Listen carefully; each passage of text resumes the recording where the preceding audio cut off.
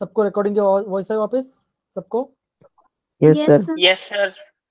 Okay, तो देखो बच्चों, एक क्वेश्चन था हमारे पास, आई थिंक कि क्वेश्चन ये था, क्वेश्चन वो आपका न्यूमेरिकल बेस्ड क्वेश्चन था, और क्वेश्चन ये था आपका कि 1 एटम ऑफ हीलियम, ठीक है ना, सॉरी 1 एटम या 1 मॉलिक्यूल, ऐसा कुछ था, मुझे याद नहीं है, वो हीलियम था, ठीक है ना, और उसमें बोलता इतने इतने नंबर ऑफ न्यूट्रॉन्स उसके पास है, मतलब कि उस कंपाउंड में आपका 1.2 इंटू 10⁻23 हीलियम से उसके अंदर, ठीक है ना, इतने न्यूट्रॉन्स शायद, ऐसा कुछ बोलता। और क्वेश्चन ये था आपका कि 1 हीलियम के अंदर कितने न्यूट्रॉन्स होते हैं? सर एक और क्वेश्चन था, वो जो H2SO4 वाला था, इतने हाँ ग्राम वो हमें दिया था और हमें हाँ मॉलिक्यूल्स टाइप करना था, कैसे करते सर वो टाइप? हाँ वही बताता, वो अच्छा सेम क्वेश्चन आई थिंक प्रगति ने पूछा था, सेम क्वेश्चन प्रगति ने पूछा था। यहाँ पे देखो, आई थिंक ऐसा क्वेश्चन था। हाय नवीन, गुड इवनिंग बच्चा। तो क्वेश्चन ये था कि इतना इतना नंबर कुछ थे, फिर हमने क्वेश्चन ये था कि आपका 1 हीलियम के अंदर कितने न्यूट्रॉन्स होते हैं? आप बोलोगे 2 न्यूट्रॉन्स। कितना होते हैं? 2 न्यूट्रॉन्स होते हैं। 1 हीलियम के अंदर आपका 2 न्यूट्रॉन है। क्यों? हीलियम का एटॉमिक मास कितना है? 4 उसका एटॉमिक मास है ना, 4 उसका एटॉमिक मास, मतलब क्या होगा, 2 प्रोटॉन होगा और 2 न्यूट्रॉन होगा, ठीक है। तो 1 हीलियम में इतने न्यूट्रॉन्स थे, तो आपका 1.2 इंटू 10⁻23 हीलियम के अंदर कितने न्यूट्रॉन्स आएंगे? तो आप क्या बोलोगे, आपका कितना आंसर आएगा? आपका आंसर आएगा 2.4 इंटू 10⁻23 न्यूट्रॉन्स। मतलब आप ये बोलोगे 1 हीलियम के अंदर आपका इतने न्यूट्रॉन्स होंगे, इतने न्यूट्रॉन होगा, ठीक है। दिख रहा है ना आपको सभी को? दिख रहा है ना? Yes, sir. Yes sir. Yes sir. हाँ, फिर और ये पूछा था जो आपका न्यूट्रॉन का नंबर है वो किसके बराबर है? वो बराबर है आपका 5/40 इंटू Na, सॉरी ऐसा कुछ था, 5/40 के इंटू Na, ऐसा कुछ दिया था, ठीक है ना। ये जो आपका नंबर न्यूट्रॉन है वो इसके बराबर है। तो हमने वन हीलियम में कितने न्यूट्रॉन थे? इतने न्यूट्रॉन थे, और वो किसके बराबर है? वो इसके बराबर है। तो क्या होगा, हम ये दोनों को सेम टू सेम रख देंगे। तो क्या होगा, हम ऐसे लिखेंगे 2.4 इंटू 10⁻23, दोनों में सेम है, तो क्या होगा, इक्वल टू के इंटू 5/40 इंटू, और आपका एन इक्वल दिया था, आपका इतना दिया था 6.6 इंटू 10⁻23 दिया था। आपको के का वैल्यू निकालना था, ठीक है ना। आपको क्या निकाला था? के का वैल्यू निकालना। तो कैसे निकालोगे? सिंपल सी बात है, आप के का निकाल तो क्या, के इक्वल टू क्या होगा, 2.4 into 10⁻23 into 40 divide by 5 into 6 point इतना, तो ये और ये कैंसिल हो जाएगा। अगर आप पूरा सॉल्व करोगे तो आपको कितना आंसर आएगा? आपको जो आंसर आ जाएगा 3.188 के बराबर, 3.188 के आसपास आएगा। लेकिन आपका आंसर क्या था? आपका आंसर क्या था? के की वैल्यू कितना आएगी? 3 आएगी। तो बेसिक रेंज होता है उसका, रेंज कितना होता है आपका? 3 से 3.3, ये रेंज होता है। चाहे आप 3 लिखो, 3.1 लिखो, आपका आंसर क्या सेम ही आएगा। लेकिन आपका आंसर में कुछ क्वेश्चन में आपका सोल्यूशन में आपका आंसर 6 दिया है, तो आपका रॉन्ग है। तो आपका आंसर कितना आएगा? या तो के केवल 3 आएगा, या तो के केवल कितना आएगी? 3.18 आएगी। तो बेसिकली आपको के केवल इतना लिखना है। कितना? इतना लिखना है। सच पड़ा बच्चों ये पार्ट? समझ गए? Yes sir. Sir. Yes sir. देखो, एक हीलियम में 2 न्यूट्रॉन होता है, तो आपके इतने हीलियम में कितना होगा? इतने कितने न्यूट्रॉन होगा? तो हमने इतना न्यूट्रॉन निकाल लिया, और ये बोला गया था कि जो आपका नंबर ऑफ न्यूट्रॉन्स है किसके बराबर है? वो आपके इसके बराबर है। किसका? आपका ये वाले के बराबर है, वो आपका ये वाले के बराबर है। तो मैंने क्या किया, मैंने ये नंबर को, इसको, इस नंबर को और इस नंबर को मैंने टैली कर सामने सामने रख दिया, और फिर मैंने क्या किया, मैंने के केवल निकाल दी। और हाँ, ये जो क्वेश्चन है ना, ये क्वेश्चन काफी इंपॉर्टेंट है। ये एंट्रेंस से भी है ना, आपको इस टाइप का क्वेश्चन पूछेंगे, आपको सेम इसी पैटर्न के क्वेश्चन पूछ सकते हैं। समझ गए बच्चा? समझ गए? Yes, sir. Yes sir. I think और एक क्वेश्चन भी था, दो मैं आपको बता देता हूँ, जो बच्चा मुझे बोल रहे थे कैसे करता करके, तो समय देख लेता हूँ मैं। क्वेश्चन था 294 एम ऑफ H2SO4। हाँ ये क्वेश्चन था ना, हाँ ये क्वेश्चन था। तो देखो यार बच्चों, यहाँ पर जब बात करता हूँ एम, क्या बोला कि 294 एटॉमिक मास यूनिट के अंदर कितने मॉलिक्यूल्स क्या होंगे आपका? How many molecules, how many molecule of H2SO4, how many molecule of H2SO4। तो आप क्या बोलोगे, अगर आप H2SO4 का एटॉमिक मास यूनिट फाइंड करोगे, अगर आप H2SO4 का एटॉमिक मास क्या आएगा, आंसर आएगा 98। आप बोलोगे 98 mu। तब ये बोलोगे आपका एक मॉलिक्यूल के अंदर, आप बोलोगे एक 1 H2SO4 के अंदर कितना होगा, आप बोलोगे 98 एटॉमिक मास यूनिट है। सिमिलरली अगर आपका होगा 294 आपका अगर एम होगा, अगर आपका 294 एटॉमिक मास यूनिट होगा, उसमें कितने होगा, कुछ नहीं करना, क्या करोगे 294 इंटू 1 डिवाइड बाय 98, कितना आएगा 9 1 9 3 तो क्या होगा आपका, कितना आएगा 3 मॉलिक्यूल्स ऑफ H2SO4, क्या है आपका 3 मॉलिक्यूल ऑफ H2SO4, ये आपका राइट आंसर है। समझ गए कैसे करना है? तो देखो यस अगर आपको एयू में दिया है तो आपको एयू में लिखो, जो चीज दिया है उसी में लिखो। अगर आपका एटॉमिक मास यूनिट में दिया है तो आप एटॉमिक मास यूनिट लिखो। अगर आप ग्राम पर मोल तो ग्राम पर मोल लिखो। समझो, जो क्वेश्चन में दिया है उसी पैटर्न में लिखो तो आपका आंसर सही आ जाएगा, ठीक है ना। और देखो लिमिटिंग रीजेंट से काफी क्वेश्चन है, तो वापस बोल रहा हूं बच्चों, लिमिटिंग जिससे निकालो तो आपको कंपेयर करना आना चाहिए, आपको प्रॉपरली कंपेयर करना आना चाहिए। अगर आप कंपेयर सीख जाओगे तो आपका आंसर आ जाएगा, ठीक है ना। पहले आप एक टर्म को कंपेयर करोगे, फिर आप दूसरे टर्म को कंपेयर करोगे, किससे, ओरिजिनल वैल्यू से। डन, समझ गए यस सर। सारे बच्चे? सर क्वेश्चन में मोल नहीं मॉलिक्यूल्स पूछा था H2SO4 के। नहीं मोल नहीं, हाँ ये एक्चुअली मॉलिक्यूल है, मोल नहीं लिखा है मैंने यहाँ पे, मॉलिक्यूल था 3 मॉलिक्यूल्स। तो यहाँ पे देखो ना, आपका ये बोलोगे ना एक मॉलिक्यूल H2, अगर आप बोलोगे एक मॉलिक्यूल ऑफ H2 कितना होगा, उसमें 98 ग्राम 98 एटॉमिक मास होगा, तो 290 पे कितना होगा, उसमें 3 होगा, सिंपल ऐसा। मैं यहाँ पे मॉलिक्यूल लिखा, एक्चुअली मैं गलती से मोल लिख दिया, ठीक है ना, ऐसा आएगा आंसर। सर लिमिटिंग रिएजेंट वाला बता देना एक क्वेश्चन। अच्छा लिमिटिंग एजेंट वाला, ठीक है बता देता हूँ, यहाँ पे करते हैं। अब देखो आई थिंक मैं क्वेश्चन नहीं करवा था, मैं आपको क्वेश्चन करवा जो आपको पूछा हुआ था, आपको क्वेश्चन पूछा था 2 सेकंड बच्चों, क्वेश्चन दिया था आपका 3 ग्राम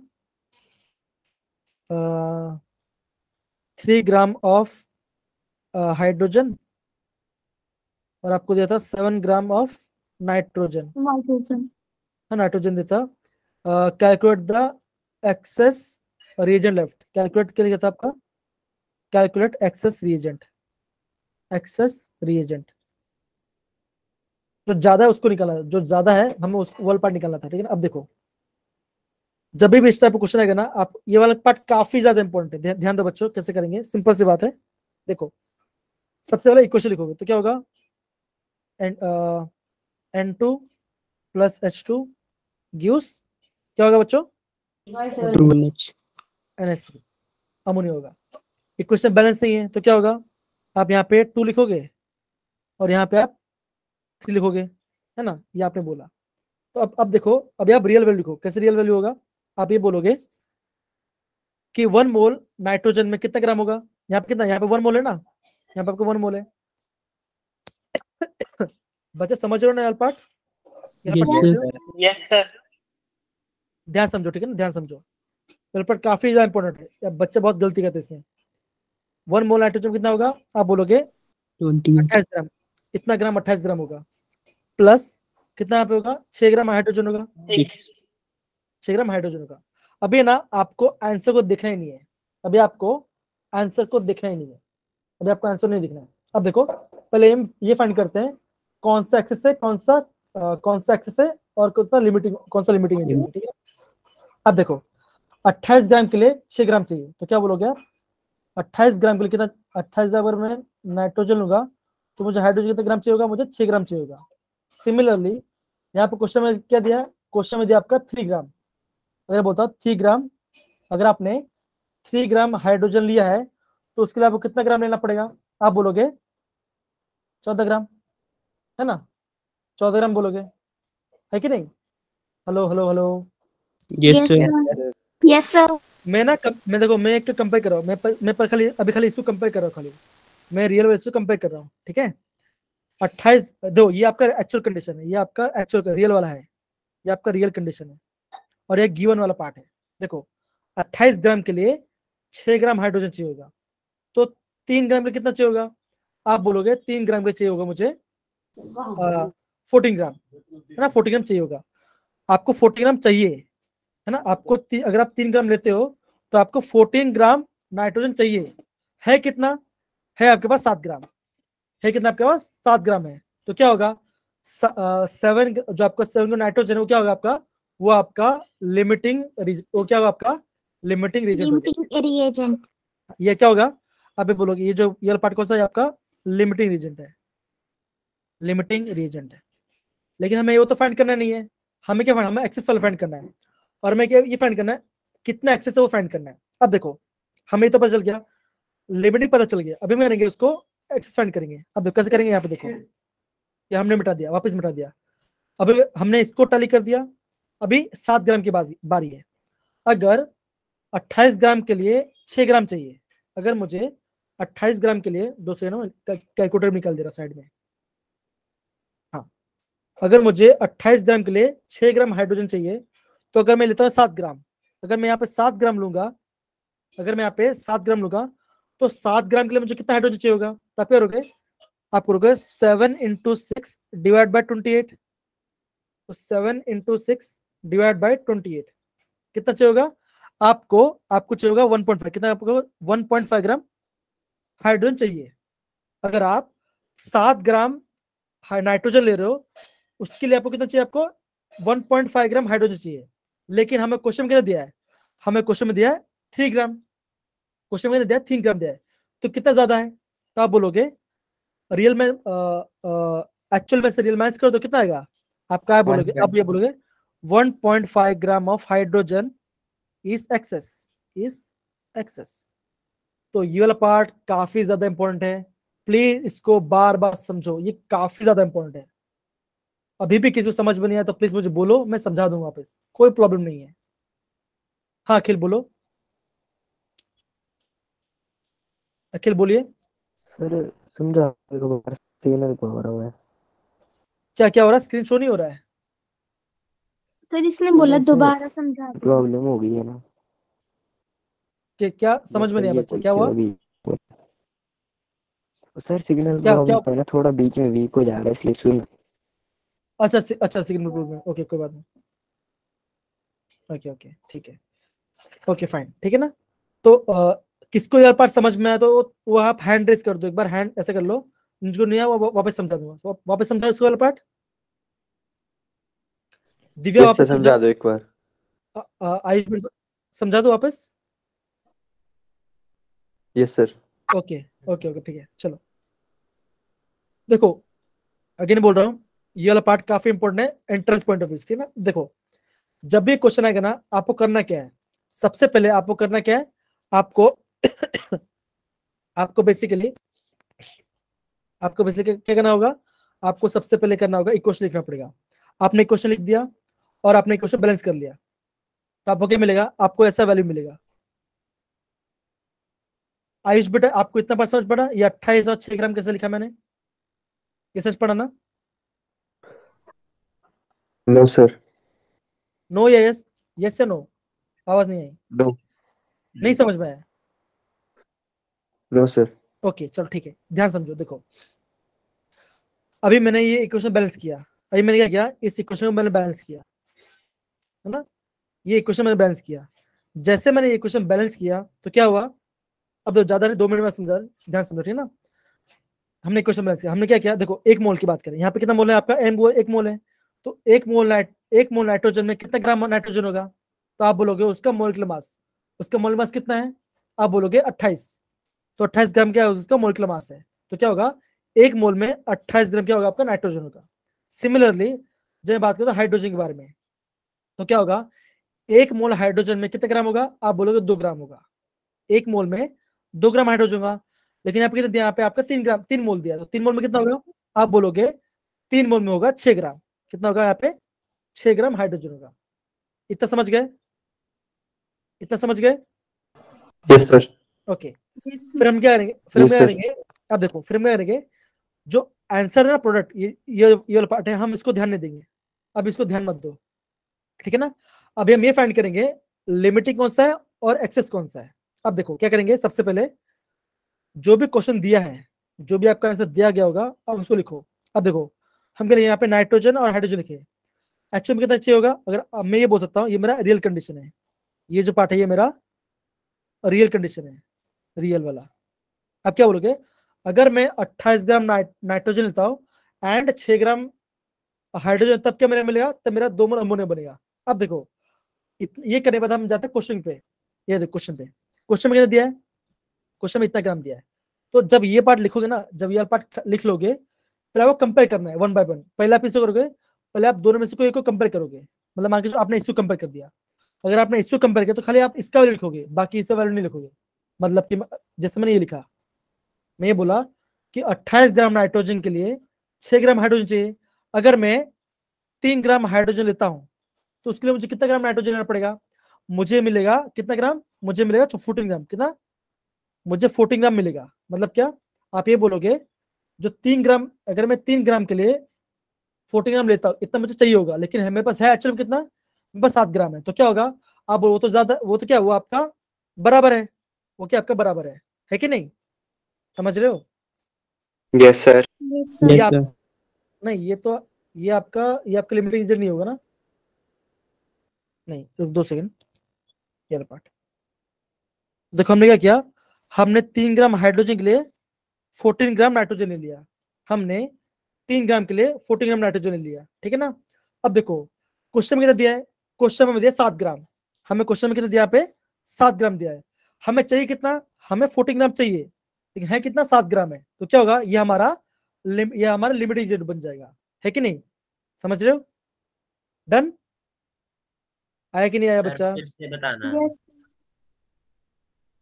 ओके, आई थिंक मुझे लगता है था आपको थोड़ा डाउट लग रहा है, कोई इशू नहीं। आपको बेसिकली कंपेयर करना है, आपको बेसिकली कंपेयर करना है। आपने क्या किया, देखो मैं आपको बता रहा हूँ वापस। आप ये वाले पुट करोगे इस यहाँ पर, आप ये वाले पुट करोगे और आप चेक करोगे जितना आंसर आना चाहिए उतना आ रहा है कि नहीं आ रहा। देखो जब मैं 3 ग्राम हाइड्रोजन की बात किया, जब मैं 3 ग्राम हाइड्रोजन की बात किया तो कितना ग्राम मुझे मिला, नाइट्रोजन मिला, उसके लिए मुझे 14 ग्राम मिला। लेकिन मेरे पास है कितना, क्वेश्चन में मेरे पास 7 ग्राम है। कितना, मेरे पास 7 ग्राम है। क्या बोल रहे बच्चा, 14 ग्राम कहां से आया? Hello hello, yes sir.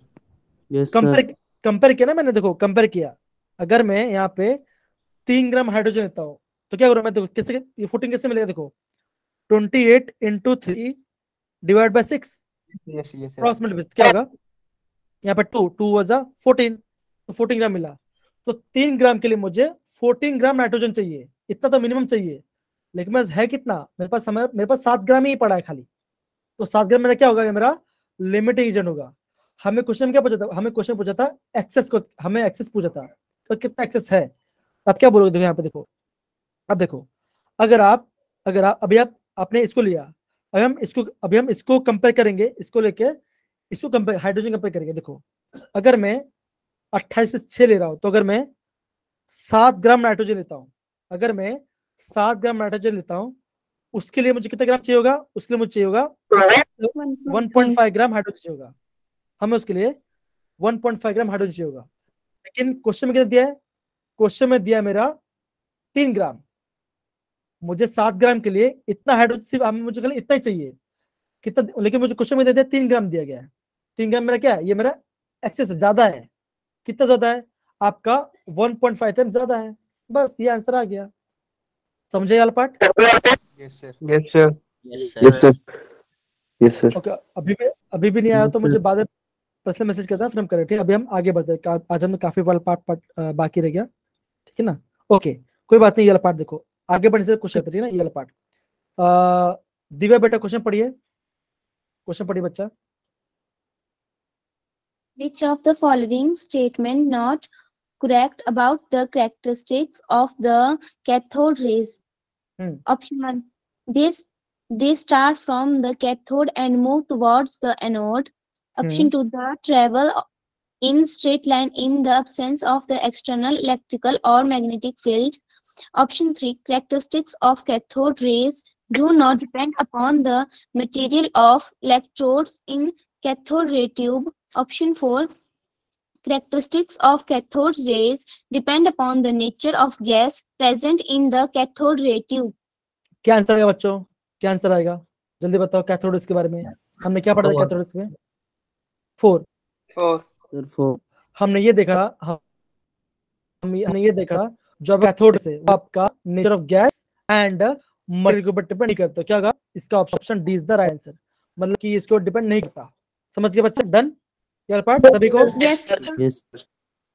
Okay आगे बढ़ते हैं। तो हम देखो क्या लिखा है पे, which of the following statement is of electron is incorrect. कौन सा गलत है इलेक्ट्रॉन के लिए, कौन सा वाक्य गलत है? आप क्या बोलोगे? It is negative charge particle, ये तो सही है। The mass of electron is equal to mass of neutron, ये गलत है। तो क्या होगा मेरा आंसर? ये आएगा, option B is the right answer. अब देखो क्या थर्ड ऑप्शन क्या है आपका? It is the basic constituent of all atoms. हाँ वो तो है, इलेक्ट्रॉन तो सब में होता है।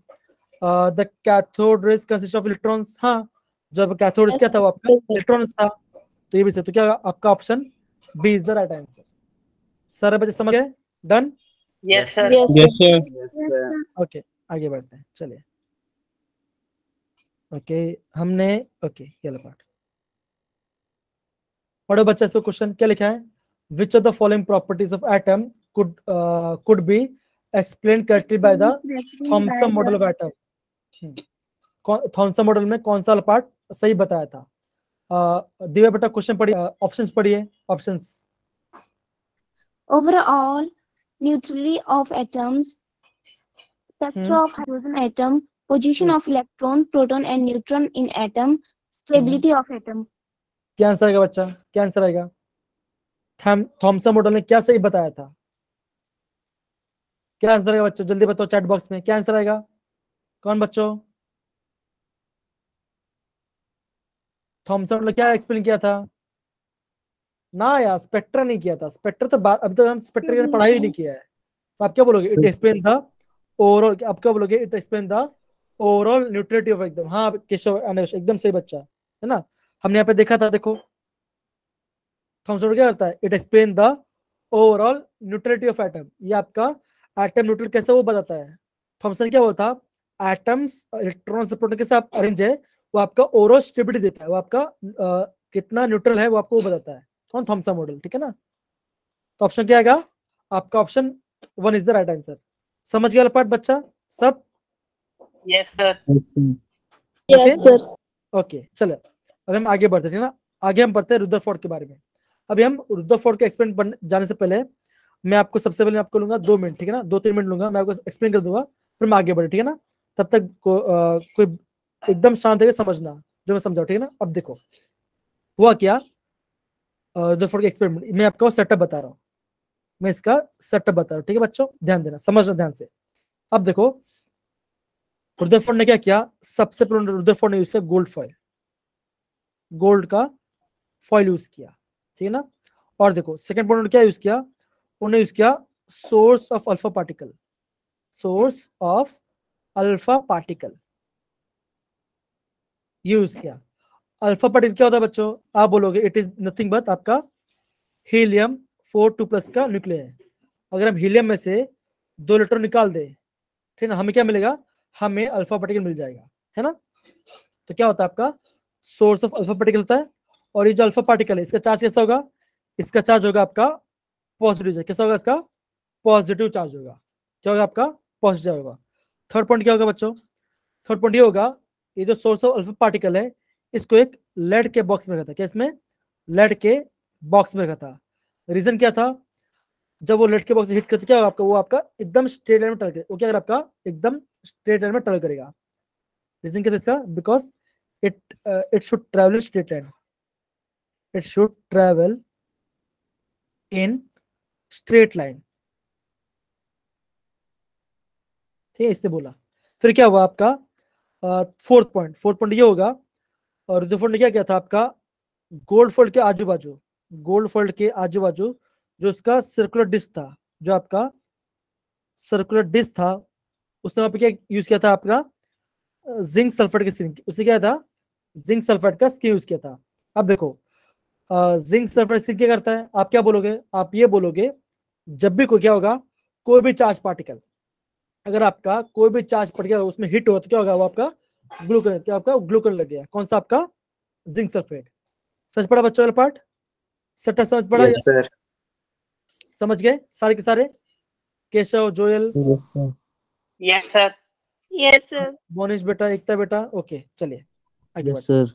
अब देखो यहाँ पे देखो, तो यहाँ पे क्या था आपका रदरफोर्ड एक्सपेरिमेंट था। कैसे होता है देखो, यहाँ पे stream of high energy alpha particle कहाँ से निकलता है, ये आपका एक रेडियोएक्टिव सोर्स होता है। बेसिकली ये जो आपका रेडियोएक्टिव सोर्स है, हमने उसको क्या कहा, उसको हमने अल्फा पार्टिकल्स कहा। क्या कहा उसको, अल्फा पार्टिकल्स कहा। किस में रखा है इसका, आपका एक लेड के बॉक्स में रखा है। क्या होगा, यहाँ से आपका ऐसा स्ट्रेट लाइन पास करेगा, एकदम बीम एकदम सीधा जाएगा, ठीक है ना। बीच में आपका गोल्ड फॉइल रखा है, और ये जो सर्कुलर डिस्क है, ये जो आपका सर्कुलर डिस्क है वो क्या आपका, ये आपका जिंक सल्फेट की स्क्रीन है। तो जिंक सल्फेट क्या करता है, आप ये बोलोगे कोई भी चार्ज पार्टिकल, चाहे पॉजिटिव चार्ज हो या नेगेटिव चार्ज हो, कोई भी चार्ज पार्टिकल अगर आपका जिंक सल्फेट स्क्रीन में हिट करता है तो क्या करता है, वो आपका ग्लो करता है। क्या होता है, वो आपका ग्लो करता है। तो हमें इससे क्या पता चलता है, उसमें क्या आपका जिंक सल्फेट स्क्रीन वहां पे यूज हो रहा है। समझ गया, डन डन बच्चा। Yes, sir. Yes, sir. Yes, sir. दोबारा बता दो। कौन सा वाला बच्चा, कौन सा वाला? तो ये वाला। अच्छा ये वाला। बेसिकली रदरफोर्ड ने क्या किया था सेटअप के अंदर, उसने 3-4 चीज यूज किया। सबसे पहले गोल्ड फॉइल, जिसका जो लेंथ है, जो थिकनेस कितना था आपका 100 नैनोमीटर, मतलब बहुत पतला था उसका, गोल्ड फॉइल यूज किया। सेकंड क्या उसने यूज किया, उसने यूज किया उसका सोर्स ऑफ अल्फा पार्टिकल। क्या उसने क्या source of alpha particle use किया, जिसका चार्ज क्या है, जिसका पॉजिटिव चार्ज है, उसके जगह पॉजिटिव चार्ज है। उसने क्या, वो जो जिंक सल्फर जो आपका अल्फा पार्टिकल है, उसको उसने एक लेड को बॉक्स में रख दिया। अब क्या हुआ, जैसे उसने लेड बॉक्स में रखा, जब उसमें अल्फा एमिट होता है, निकलता क्या होगा आपको, वो एकदम स्ट्रेट लाइन में जाएगा, वो डाइवर्ज नहीं होगा। फिर क्या होगा, फिर आप ये बोलोगे जो आपका एकदम स्ट्रेट पाथ जा रहा है, क्या होगा आपका गोल्ड फॉइल से टकराएगा, और क्या होगा बीच में आपका जिंक सल्फेट स्क्रीन लिखा है। तो जिंक सल्फेट स्क्रीन करता है क्या आपका, वो आपका कोई भी चार्ज पार्टिकल वहां पे हिट होता है, क्या होगा उसमें, वो ग्लो करता है। इसका प्रॉपर्टी है। अब समझ गए बच्चा, अभी समझ Yes, गए। sir. Yes, sir. किसी को समझ में नहीं आया तो आगे पढ़े तो आपको पता चलेगा। डिफरेंट नहीं, एकदम इजी है वाला पार्ट, ठीक है। चलो आगे बढ़ते हैं।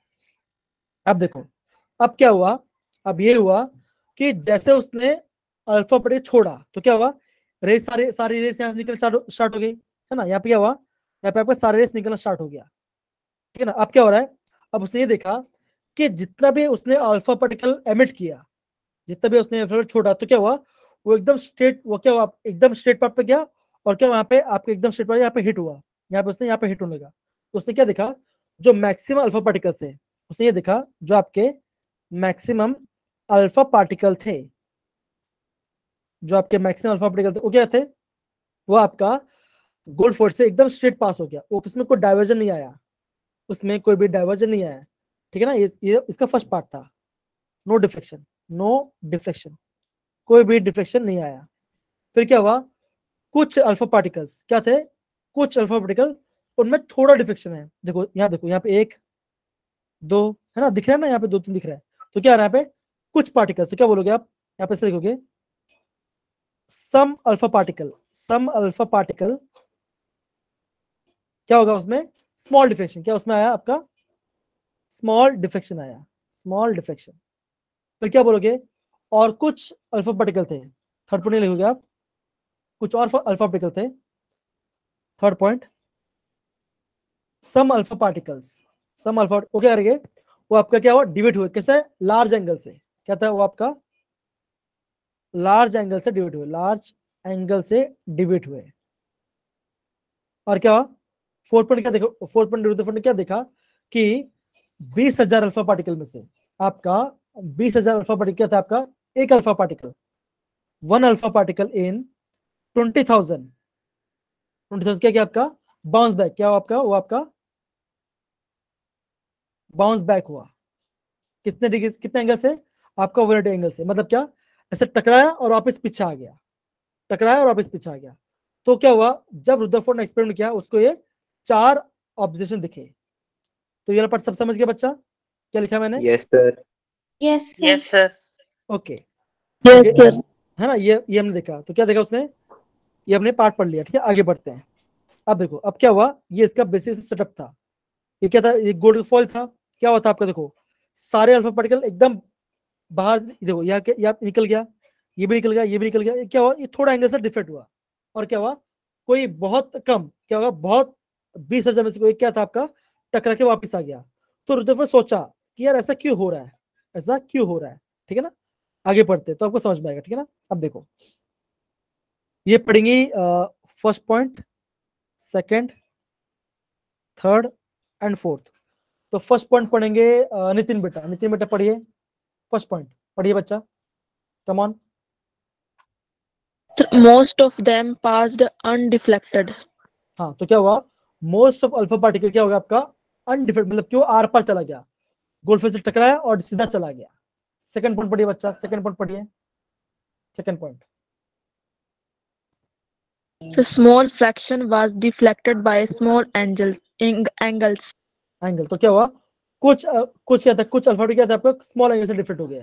फिर क्या होता है आपका, कुछ अल्फा क्या था आपका, लार्ज एंगल से डिफरेक्ट हो गया, और क्या हुआ आपका 20,000 में से क्या हुआ आपका, एकदम बाउंस बैक हो गया। इसका मतलब क्या हुआ, हम आगे पढ़ते हैं, ठीक है ना। ओके, ये पढ़ेंगे दिव्या बेटा, प्लीज पढ़िए इसको, प्लीज पढ़िए दिव्या, एकता, फिर साहिल पढ़ेंगे, फिर अनिक पढ़ेंगे, ठीक है। Observation. Most alpha particles pass through the foil without deflecting. Conclusion. Presence of large empty space in the atom. Okay, अब जैसे क्या हुआ आपका, बहुत सारे अल्फा पार्टिकल क्या हुए, आर पार चले गए। तो कंक्लूजन क्या आया इसका, कंक्लूजन ये था कि आपका जितने भी अल्फा, उसने ये बोला जो एटम है वो क्या आपका एटम है, बहुत सारा स्पेस के साथ आपका खाली पड़ा है, उसमें कुछ भी नहीं है, उसमें कुछ भी वो खाली पड़ा है। क्या हुआ आपका, अल्फा पार्टिकल आया और टकरा गया, और क्या हुआ, ये काफी हद तक सही था, जो ऑब्जर्वेशन दिखा उसने काफी हद तक सही था, ठीक है ना। आगे बढ़ते हैं। ओके, ये पढ़ेंगे साहिल, एकता पढ़ेंगे बच्चा, किस पढ़िए Yes, sir. Ji. Observation. Few alpha particles were deflected by small angles. Conclusion. Positive charge is concentrated in a very small region. Okay, तो फिर उसने क्या बोला, रुदरफोर्ड ने ये सोचा कि जो एटम है, एटम में क्या होगा, जो आपका पॉजिटिव चार्ज होता है। अब सिंपल सी बात है, अल्फा पार्टिकल, जो आपका अल्फा पार्टिकल था उसका चार्ज क्या था, उसका चार्ज पॉजिटिव था, और क्या था आपका जो सेंटर, वो भी क्या आपका, वो भी पॉजिटिव है। तो क्या होगा, पॉजिटिव, अगर आपका पॉजिटिव के पास क्या, वो आपका रिपल्शन होगा, है ना, उसमें क्या आपका रिपल्शन हो जाएगा। सिंपल सी बात है ना, है कि नहीं। उसने क्या बोला, जो आपका पॉजिटिव चार्ज है वो सेंटर में क्या होता है, वो बहुत छोटा जगह पे अप्लाई करता है, ठीक है, वो क्या होगा, बहुत छोटा जगह पे होता है, ठीक है। आगे पढ़ो। ओके, थर्ड पॉइंट पढ़िए बच्चा, थर्ड पॉइंट पढ़िए साहिल, थर्ड पॉइंट पढ़िए बच्चा, third point. Observation. Very few alpha particles. Conclusion. Small positively charged core at the center. Okay, उसने क्या बोला, उसने ये बोला एक छोटा सा पॉजिटिव चार्ज कहाँ पे, वो सेंटर में लाई करता है, वो क्या है, वो आपका बेसिकली न्यूक्लियस है। उसने क्या बोला, आपका बेसिकली न्यूक्लियस है, ठीक है ना। उसने ये बोला न्यूक्लियस, उसने क्या बोला, ये जो पूरा ऑब्जर्वेशन बोला, उसने क्या बोला, न्यूक्लियस है। उसने क्या बोला, जो न्यूक्लियस है उसके अंदर क्या है, उसके अंदर आपका पॉजिटिव चार्ज है, एंड जो इलेक्ट्रॉन्स है, जो आपके इलेक्ट्रॉन्स क्या हो रहा है, वो आपके ऑर्बिट में रिवॉल्व, वो क्या अगर आपका ऑर्बिट में रिवॉल्व कर रहे हैं, अगर आपका ऑर्बिट में रिवॉल्व कर, किसने, रुदरफोर्ड ने ऐसा कहा। समझ गया बच्चा ये पार्ट, ऐसा समझ पड़ा। Yes, sir. Okay, next part, तो क्या लिखा है पे, atom consist of positive charge core at the centre which carries the entire mass of atom. फिर बाद में क्या हुआ, सिंपल सी बात है, जब हम न्यूक्लियस के बारे में बात करते हैं, क्या होता है उसमें, होता है उसमें प्रोटॉन होता है, और उसमें क्या होता है आपका न्यूट्रॉन होता है। और जो एटम का वजन है, जो आपका एटम का वजन किससे होता है, इन दोनों की वजह से होता है। इस समय क्या मिलता है, इस समय मिलता है मास ऑफ एटम, क्या मिलता है हमें, मास ऑफ एटम के पता चलता है। बस इतना वाला पार्ट था, समझ गए, डन, डन बच्चा। अब देखो, ओके, अब क्या हुआ, अब रुदरफोर्ड ने एक स्टेटमेंट दिया, उसने ये बोला कि जो आपके इलेक्ट्रॉन्स है और आपका न्यूक्लियस है, वो क्या रहे, उनके बीच में क्या आपका एक इलेक्ट्रोस्टैटिक फोर्स, क्या आपका इलेक्ट्रोस्टैटिक फोर्स अट्रैक्शन किसी बीच में, जिससे कि आपका एटम, जो इलेक्ट्रॉन है और जो आपके इलेक्ट्रॉन्स है और प्रोटॉन क्या आपका एक दूसरे बाइंड करके ऐसे घूम रहे हैं, ऐसे बाइंड घूम रहे हैं। तो उन्होंने क्या बोला, उन्होंने ये बोला जो एटम का मॉडल कैसा होना चाहिए वो आपका सोलर सिस्टम क्या आपका सोलर सिस्टम जैसा होना चाहिए। इसका मतलब क्या, सन सेंटर में लाई कर रहा है और आपका इलेक्ट्रॉन कैसे आपका इलेक्ट्रॉन आपका ऑर्बिट में से रिवॉल्व कर रहे हैं। तो रुदरफोर्ड ने उसने ऐसा बोला कि आपका मॉडल ऐसा होना चाहिए, लेकिन इसमें कुछ ड्रॉबैक था, इसमें कुछ ड्रॉबैक था। और ड्रॉबैक क्या था, अब आगे बढ़ते, ठीक है ना, आगे बढ़ते। चलिए ड्रॉबैक पढ़िए बच्चा इसका, मोनिस बेटा पढ़िए ड्रॉबैक। Okay, sir. हाँ। It could not explain stability of the atom. Okay वो क्या वो स्टेबिलिटी ऑफ एटम का एक्सप्लेन नहीं कर पाया, कौन, रुदरफोर्ड। अब क्यों नहीं कर पाए हम आगे देखते हैं, ठीक है ना। यहाँ पे देखो क्या डायग्राम दिखे सभी को, क्या Yes, सभी को sir. अब देखो अब होता क्या है, अब उस टाइम होता क्या है, सिंपल सी बात है। जब वो इलेक्ट्रॉन की बात कर रहे हैं, जब वो इलेक्ट्रॉन के बारे में बात करें तो क्या होता है, जो इलेक्ट्रॉन है वो क्या आपका वो आपका नेगेटिव चार्ज पार्टिकल है, ठीक है ना। तो सिंपल सी बात है, अगर आपको कोई भी चार्ज पार्टिकल, अगर आपका कोई भी चार्ज पार्टिकल क्या करेगा, रिवॉल्व करेगा, क्या वो आपका रिवॉल्व करते क्या होगा, उसकी एनर्जी क्या खत्म हो जाएगी, है ना। सिंपल सी बात है, अगर मेरे पास ताकत है, अगर मैं दिन में घूमता हूँ तो क्या होगा, और दिन में थक जाऊंगा ना, थक जाऊंगा। सिमिलर क्या होगा आपका, जो कोई भी चार्ज पार्टिकल अगर वो रिवॉल्व करता, अगर वो घूम रहा है तो क्या करेगा, वो आपका एनर्जी एमिट करेगा, वो आपका एनर्जी एमिट करेगा। फिर क्या होगा, घूमते घूमते घूमते घूमते क्या होगा, उसकी एनर्जी खत्म होती रहेगी, और क्या होगा, एक ऐसा टाइम आएगा, क्या होगा आपका वो जो इलेक्ट्रॉन है क्या होगा, वो आपका न्यूक्लियस से कोलाइड करके टकरा के क्या होगा, आपका एटम एग्जिस्ट नहीं करेगा। तो क्या हुआ आपका ये जो स्टेबिलिटी वो आपको रुदरफोर्ड एक्सप्लेन नहीं कर पाए। मतलब क्या, हम ये बोल सकते हैं, when A charge particle revolves, वो क्या करेगा, वो it will emit energy, therefore when it will continuous emit energy, तो क्या होगा, a time will come when the electron will combine and hit to the nucleus and therefore the atom will not exist। लेकिन reality में ऐसा होता नहीं है, reality में क्या होता है, आपका एटम तो रहता ही है है कि नहीं बच्चों, ऐसा होता ही है ना, ऐसा होता है। तो इसका मतलब क्या हुआ, वो ये नहीं बता पाए कि एटम स्टेबल क्यों, वो एक्सप्लेन नहीं कर पाए, कौन, रुदरफोर्ड के बारे में, ठीक है ना। नेक्स्ट ड्रॉबैक प्लीज पढ़िए बच्चा, दिव्या बेटा, अनिक बेटा पढ़िए, अनिक बेटा पढ़िए। It could not explain the electronic structure of the atom. Okay अब ये उन्होंने तो ये बोल दिया कि एटम रिवॉल्व, जो इलेक्ट्रॉन से वो रिवॉल्व कर रहे हैं, लेकिन कौन से ऑर्बिट में कितने इलेक्ट्रॉन रिवॉल्व कर रहे हैं वो बता नहीं पाए, कौन, रुदरफोर्ड। लेकिन है ना, उनकी जो थ्योरी थी वो आपका सोचो 90% सही था, थोड़ा सा ड्रॉबैक्स था, फिर बाद में बोर मॉडल ने उसको थोड़ा सही किया, ठीक है ना। तो बेसिकली ये पूरा पार्ट किसे था, आपका रुदरफोर्ड का था, ठीक है ना। तो जब भी आपका रुदरफोर्ड के बारे में आएगा, आपको बेसिकली 3 पॉइंट आपको पता होना चाहिए, कौन सा, ये 3 पॉइंट पता होना चाहिए, ठीक है ना।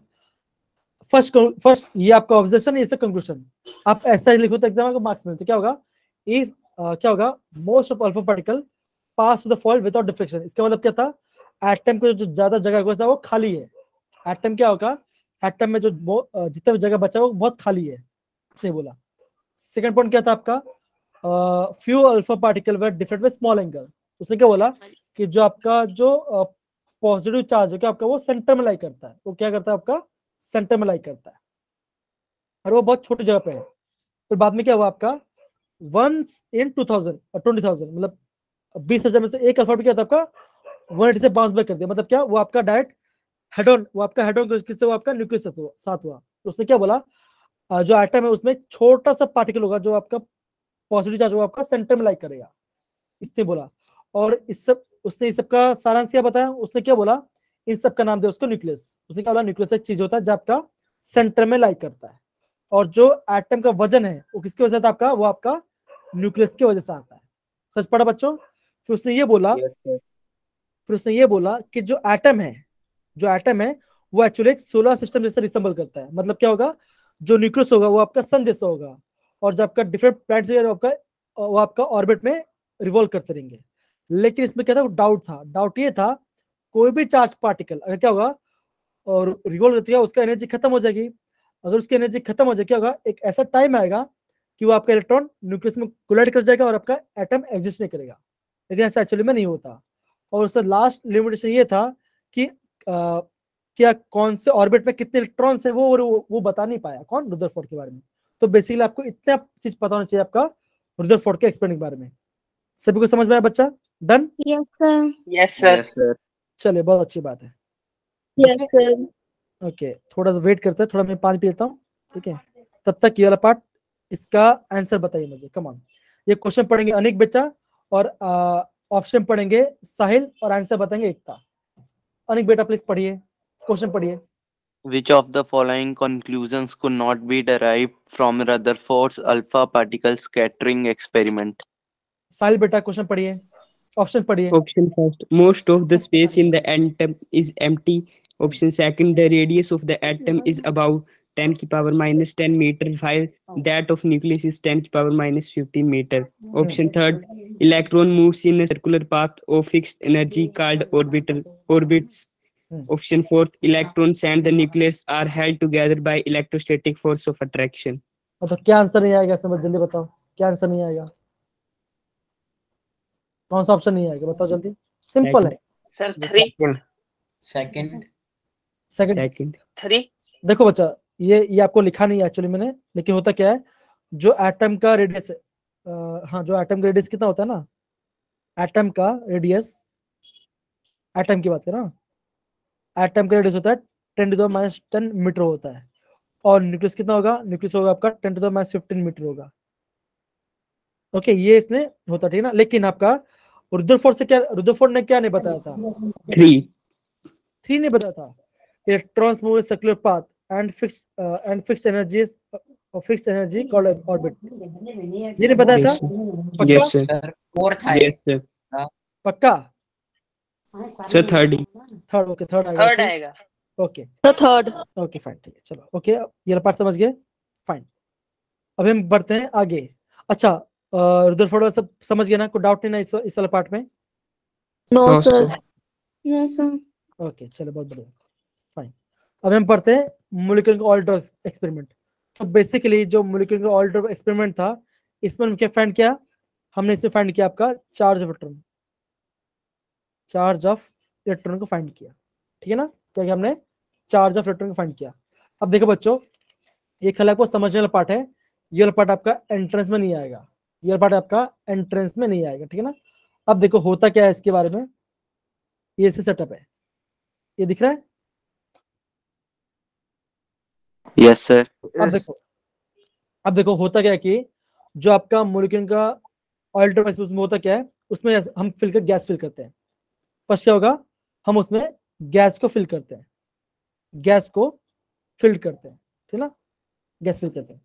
फिर क्या होता है, आप एक मेन कंपोनेंट होता है, उसको हम बोलते हैं और एटोमाइजर, सेकंड वाला, ये सेकंड दिख रहा है आपका, एटोमाइजर लिखा है, ये पार्ट इंपॉर्टेंट। ये क्या करता है, ये आपका एटम का साइज का पार्टिकल निकलता है। क्या निकलता है आपका? एटम का साइज का पार्टिकल निकलता है। बेसिक आता है आपका, हम क्या करते हैं उसमें, हम उसको ऑयल को स्प्रे करते हैं, क्या उसको ऑयल को स्प्रे करते हैं, और जो ऑयल का जो ड्रॉप कैसा होगा आपका, वो बिल्कुल एटम के साइज के बराबर होगा। कौन करता है आपका? एटमाइजर। समझ गए बच्चा ये पार्ट? समझे? Yes, sir. Yes, sir. Yes, sir. अब देखो, फिर ये आपका सेकंड पॉइंट है। फिर थर्ड वाला पॉइंट क्या होगा, यहाँ पे दिख रहा है आपको आयोनाइजेशन रेडिएशन। ये बेसिकली क्या होता है, ये बेसिकली आपका होता है एक्सरेस। ये क्या होता है आपका? बेसिकली एक्सरेस होता है। अब क्या होता है, जैसे हमने गैस को फिल किया तो क्या होता है, उसमें एक्सरे पास करते हैं, तो क्या होता है, जैसे आपका एक्सरेस क्या होगा, पास होगा, जैसे आपका एक्सरे पास होगा तो क्या होगा, वो क्या करेगा, गैस पार्टिकल क्या करेगा, आपका इलेक्ट्रॉन को सेपरेट कर देगा, इलेक्ट्रॉन को आपका सेपरेट कर देगा। फिर क्या होगा, ये जो इलेक्ट्रॉन है, ये आपका जो इलेक्ट्रॉन है क्या करेगा, वो आपका गैस के पार्टिकल के साथ चिपक जाएंगे। क्या होगा आपका? गैस के पार्टिकल के साथ चिपक जाएंगे, ठीक है ना? फिर हम क्या करते हैं, फिर हम इसके अंदर एक होल करते हैं, फिर हम उसमें होल करते हैं, और हम करते हैं इस होल के अंदर हम ऑयल को नीचे गिराते हैं। कौन से फोर्स से? यहाँ पे आपको दो फोर्स लगता है। आपका जो ऑयल है, मान के चलो आपका ऑयल है, मान के चलो ये आपका ऑयल है, ऑयल नीचे गिर रहा है, तो ऑयल नीचे किसकी वजह से गिर रहा है? यहाँ पे गिरेगा ग्रेविटी की वजह से, ये आपका ग्रेविटी जैसे नीचे आएगा, है ना? क्या आएगा आपका? ग्रेविटी से नीचे आएगा। सिमिलरली क्या होगा, एक दूसरा फोर्स अप्लाई करते हैं किसमें? Magnetic field. क्या होगा? मैग्नेटिक फील्ड के ऑपोजिट डायरेक्शन अप्लाई करते हैं। कहां पर? ऊपर करते हैं। तो क्या होता है, ये ग्रेविटी नीचे खींच रहा है और आपका इलेक्ट्रिक फील्ड ऊपर खींच रहा है। तो क्या होगा, बीच में पॉइंट आएगा,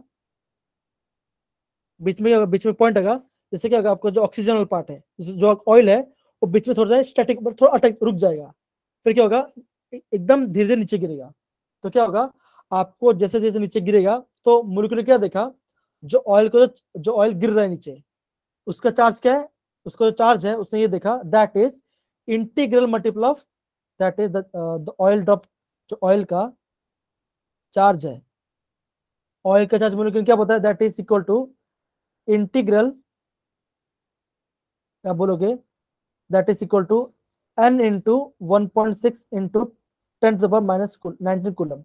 मॉलिक्यूल ने ये बोला जो ऑयल का जो पार्टिकल है, मान के जो पहला ऑयल गिरा उसको चार्ज क्या था, मान के चलो उसको चार्ज था 1.6 इंटू 10⁻⁻19 कूलम, उसको भी इतना चार्ज था। फिर जो दूसरा ड्रॉप गिरा उस पर चार्ज क्या था, उसका इसका 2 गुना था, दैट इज 2 इंटू 1.6, ठीक है ना। जो तीसरा गिरा वो कितना गिरा, वो आपका 3 इंटू 1.6 गिरा। तो मतलब उसने क्या बोला, जो ऑयल का जो चार्ज है वो कितना आपका, that is integral multiple of n into 1.6 into 10⁻19। और इसका मतलब क्या होगा, आपको जो एन की वैल्यू कितनी आएगी, आपका एन की वैल्यू कितना आएगा, या तो 1 आएगा, या तो 2 होगा, या तो 3 होगा। वो कभी क्या होगा, कोई फ्रैक्शन नहीं होगा, वो कभी आपका फ्रैक्शन नहीं आएगा। और उसने कौन सा फॉर्मूला यूज किया था, उसने फॉर्मूला यूज किया था ये वाला, that is Q is equal to n into e. क्या उसने किया था, Q equal to n into e फ्रेंड किया था। मतलब क्या, चार्ज कितना है, n मतलब क्या, कितने नंबर ऑफ ड्रॉप गिरे, मान के चलो 3 ड्रॉप गिरे, मान के चलो यहाँ पे आपके 3 ड्रॉप गिरे, 3 ड्रॉप का चार्ज कितना होगा आपका 3 इंटू 1.6 होगा। तो क्या होगा वहां पे सामने हमें क्या मिला, फिर हमें क्या मिला, उसको चार्ज ऑफ वेक्टर मिला, हमें चार्ज ऑफ वेक्टर कितना मिला, that is equal to 1.6 into 10⁻⁻19 coulomb. हमें क्या मिला, इसका चार्ज का वैल्यू मिला, किससे, मॉलिक्यूल के ऑयल ड्रॉप के एक्सपेरिमेंट से। समझिए बच्चा वाला पार्ट, समझे, hello, yes sir. Yes, sir. पक्का समझ गए कि आधा अधूरा, आधा अधूरा। ओके आधा अधूरा समझ गए, कोई बात नहीं। अब देखो हुआ क्या, मैं बताता हूँ, देखो अच्छा कहां तक प्रॉपर समझ गए, कहां तक प्रॉपर समझ में आया, कहां लास्ट तक का प्रॉपर, पार्ट आ गया समझ प्रॉपरली, अच्छा शुरुआत का थोड़ा एक्सरे के बाद नहीं आया समझ। अच्छा ठीक है, हाँ एक्सरे की बात करिए ना, एक्सरे। अब देखो जैसे ही हमने एक्सरे को पास किया, तो क्या हुआ, आपका जो गैस है, गैस एटम से बना है ना। तो जैसे हमने एक्सरे को पास किया तो क्या हुआ, उस गैस में से एक्सरे ने क्या इलेक्ट्रॉन को अलग कर दिया, ठीक है ना। और क्या हुआ, जो आपका जो इलेक्ट्रॉन क्या पे आगे चिपक गया, आपका ऑयल के ड्रॉप के ऊपर चिपक गए। फिर क्या उसने होल किया, उसने क्या किया, उसने होल किया। फिर क्या हुआ, आपका हॉल में से इतना ड्रॉप गिरा, उससे क्या देखा, एक बार में एक ही ड्रॉप गिरेगा। उससे क्या देखा, एक बार में एक ही ड्रॉप गिरेगा, किसमें से, उस होल में से।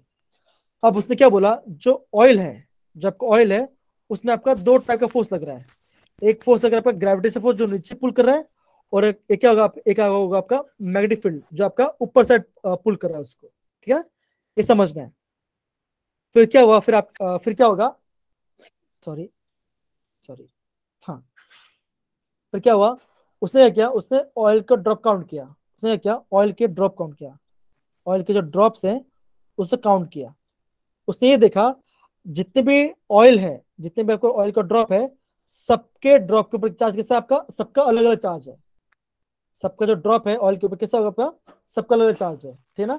लेकिन जो चार्ज है वो कैसा आपका, वो आपका मल्टीपल में है। मतलब क्या होता है, वो कैसा आपका, वो आपका n इंटू -1.6 इंटू 10⁻⁻19 कूलम, इसके फॉर्म में। मतलब क्या होगा, मान के जो पहला ड्रॉप गिरा, मान के चलते जो पहला ड्रॉप है उसका चार्ज कितना होगा, फर्स्ट ड्रॉप उसने क्या देखो, उसका ड्रॉप का वैल्यू होगा आपका -1.6 इंटू 10⁻⁻19 कूलम होगा।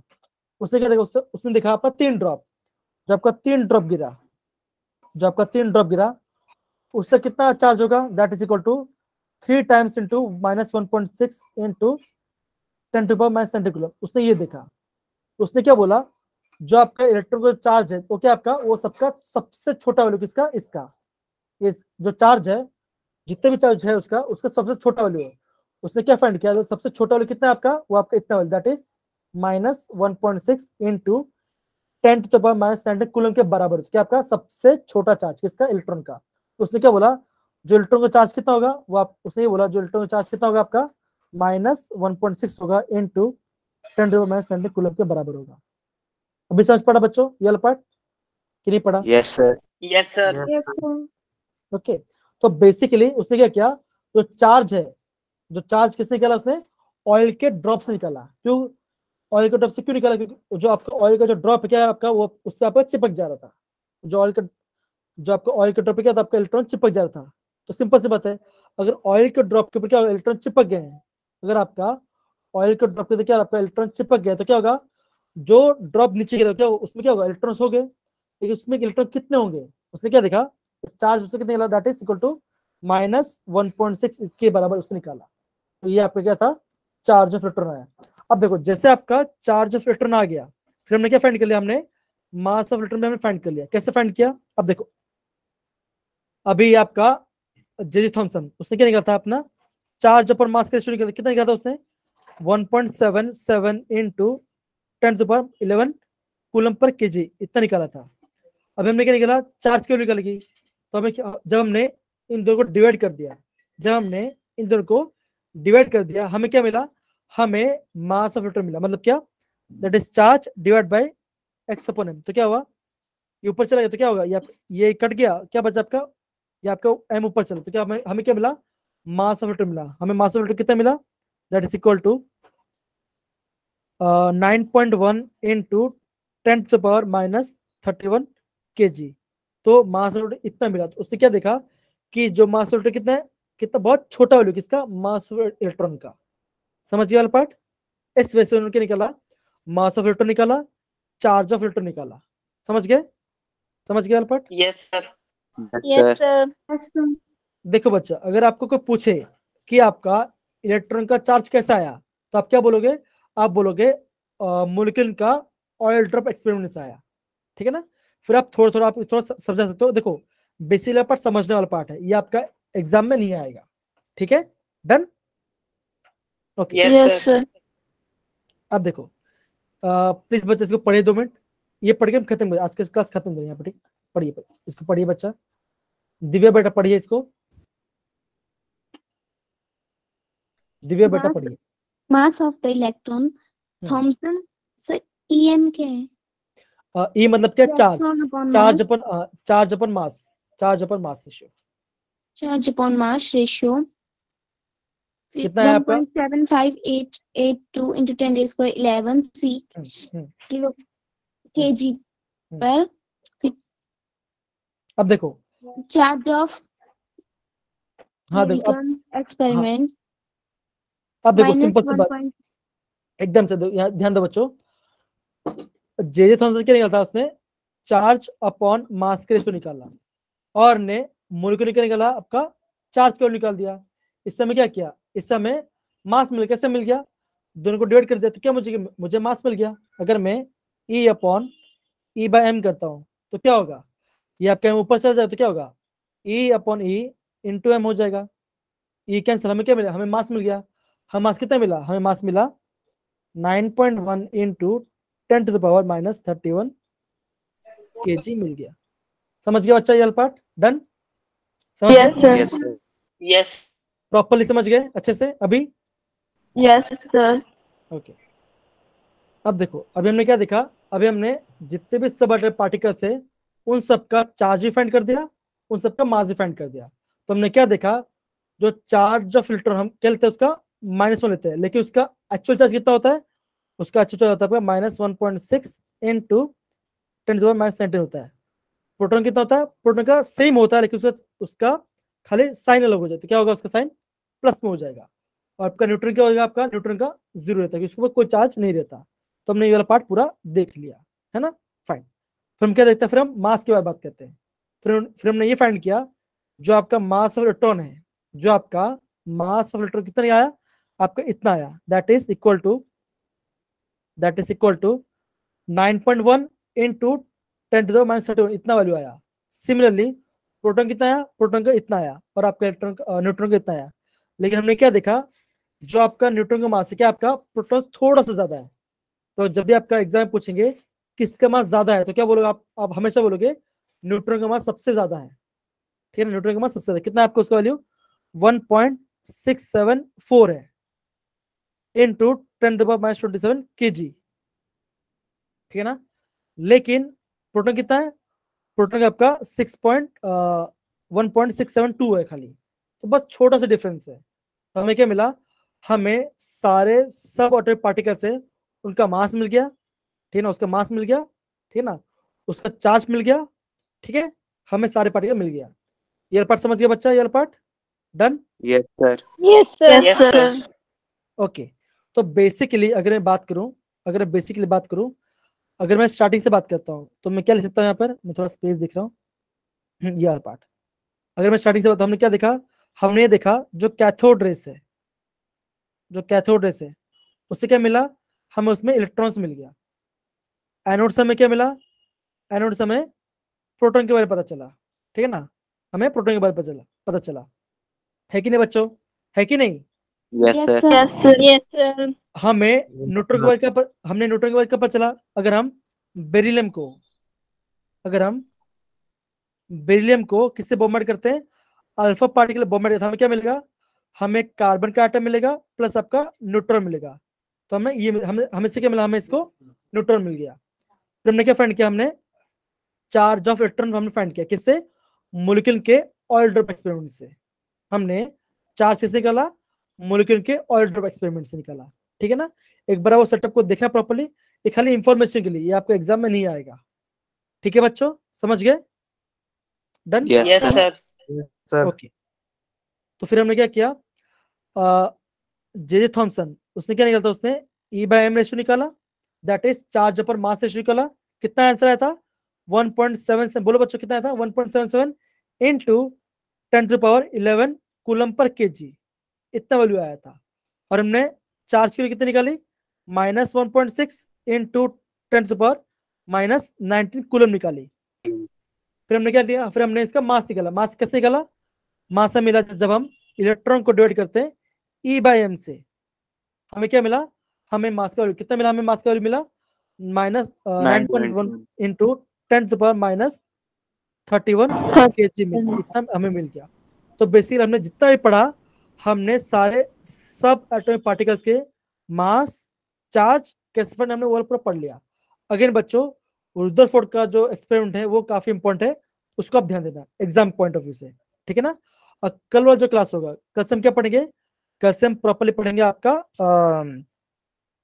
जो आपका एग्जाम आपका atomic mass, mass number, isotopes, isobars, isodiaphers भी आपने सुना नहीं होगा। आपने आइसो इलेक्ट्रॉनिक्स भले सुना होगा, लेकिन आपने आइसोडाइफर्स क्या होता है वो सुना नहीं होगा।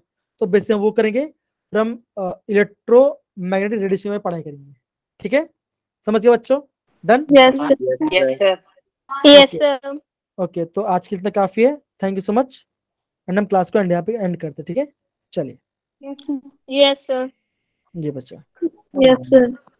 Okay, so thank you so much बच्चों, मैं यहाँ पे रिकॉर्डिंग Thank you, स्टॉप कर रहा sir. हूँ।